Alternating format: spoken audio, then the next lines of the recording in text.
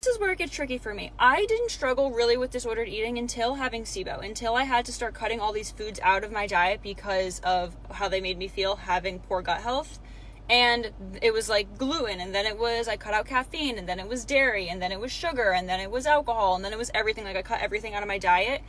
Cutting so many things out of your diet makes you feel like you're missing out on everything, and it's very hard for me because, like, I've talked about this in other videos. I don't know if I will be able to overcome this binge eating and overeating until my gut health is healed, until I feel safe enough to be able to eat foods in moderation and not have these horrible reactions. Like, for me, like, if I eat gluten, I ate it on Sunday. I was so nauseous. I felt like I was going to, like, my stomach was going to explode. I was going to have to run to the bathroom. Like, it was just a horrible time when you have digestive issues.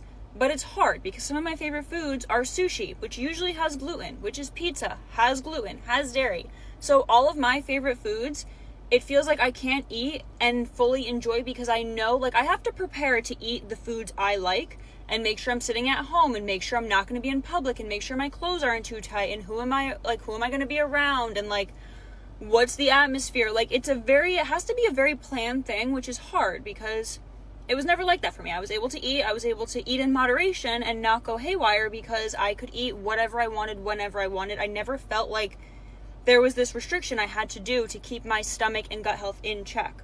But now that I feel like I have to plan and whatever, it's almost like I struggle, I know, with the overeating and binge eating because the minute I decide, okay, like, I'm going to have pizza this weekend, it's like, okay, well, we're going to have pizza this weekend and you know you're not going to have it for another 4 weeks. Because you're not going to feel well and you're not going to like how you feel. You're going to deal with it for the day and maybe a day and a half, 2 days, and then you're going to get back on track and go about this restrictive diet because it's the best, like, it's the way my stomach feels the best, which is hard because I can't also hire a practitioner until September.